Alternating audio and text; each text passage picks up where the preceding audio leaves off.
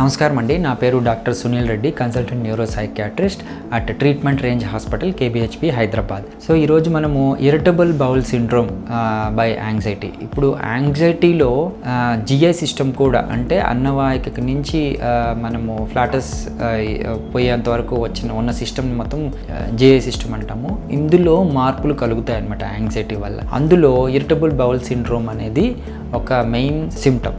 ఈ irritable bowel syndrome ఏంటి అంటే, మనకు ఫుడ్కు సంబంధం లేకుండా ఏది తిన్నా ఈ చిన్న యాంగ్జైటీతో తెలియని ఆందోళన అండి. వాళ్ళు చూడడానికి బాగానే ఉంటారు, బట్ బౌల్ ఏంటంటే విపరీతంగా ప్రవర్తిస్తుంది. అందులో కొంతమంది ఎక్కువ డయేరియా ఇబ్బంది పడుతుంటారు, అంటే నీళ్ళ లాగా ఎక్కువ సార్లు మోషన్కి వెళ్ళడము కావచ్చు.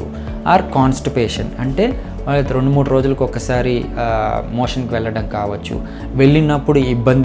మోషన్కి వెళ్ళినప్పుడు ఇబ్బంది కావచ్చు. అండ్ గ్యాస్ ఎక్కువ ఫామ్ అవటం, అంటే బ్లోటింగ్ సిమ్టమ్స్ అంటాం. ఏది తిన్నా బ్లోటింగ్ అవ్వటము, ఎక్కువ ఫ్లాటస్ పాస్ చేయటము, గాలి ఎక్కువ పాస్ చేయటము, ఇలాంటి సిమ్టమ్స్ అన్నిటినీ ఇరిటబుల్ బౌల్ సిండ్రోమ్ అంటాం.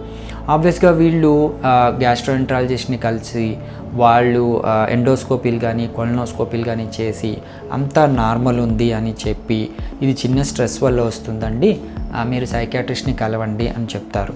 అయినా పాపం ఇది సైకియాట్రిక్ సంబంధించింది కాదు అని తెలియక యూజువల్గా రకరకాల మందులు, అంటే సో ఈ పాంటాప్రజోల్ అని కానీ, యాంటీఎమిటిక్స్ అంటే వామిటింగ్స్ వస్తున్నప్పుడు, ఈ నాసియాటిక్ ఫీలింగ్ వస్తున్నప్పుడు యాంటీఎమిటిక్స్ కానీ వాడి ఎక్కువ టైము క్రానిక్గా ఈ మందులతో ఉంటారు. బట్ సిమ్టమ్స్ మళ్ళీ వస్తుంటాయి. వీళ్ళకి సింపుల్ యాంగ్జైటిక్స్ కానీ యాంటీడిప్రెసెంట్స్ కానీ ఈ ఆందోళనకు సంబంధించిన మాత్రలు కానీ పెడితే ఈజీగా వీళ్ళు రికవర్ అయిపోతారు. కొన్ని రిలాక్సింగ్ థెరపీస్ ఉంటాయి, ఈ థెరపీస్ తీసుకున్నా కానీ వితౌట్ మెడికేషన్ కూడా వీళ్ళు ఈ ఇరిటబుల్ బౌల్ సిండ్రోమ్ నుంచి బయటపడవచ్చు.